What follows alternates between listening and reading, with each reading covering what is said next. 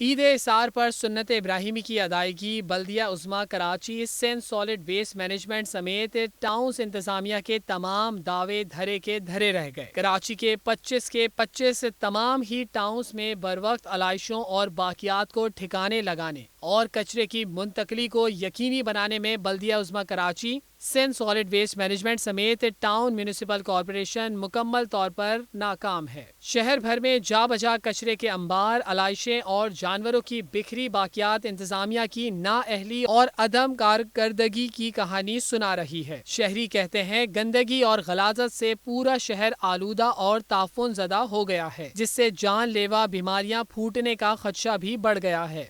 सफाई सुथराई की हालत पहले से बदतर होते चले जा रहे हैं। यहाँ पर बुरा हाल हो गया कराची के अंदर। हमने पूरी कराची देखी हुई, बचपन हमारा यहीं गुजरा, सब कुछ बड़े यहीं हुए, हमारी औलादें यहीं हुई, लेकिन यहाँ का हालात बद से बदतर हो रहा है। बदबू आ रही है गली में, आप जाके देखो बदबू आ रही है गली के अंदर सारी।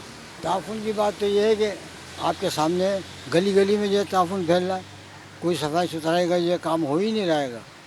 और ये ट्रॉली वाले जो घूम रहे हैं ना भाई, यही जो अलाइश वगैरह उठाते हैं।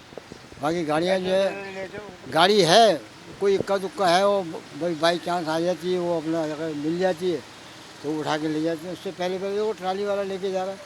सब अलाइश ही है। अपनी मदद खुद अपने आप से हो रही है।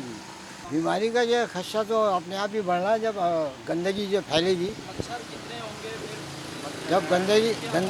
जब गंदगी होगी तो बीमारी भी फैलेगी और मच्छर भी पैदा होंगे।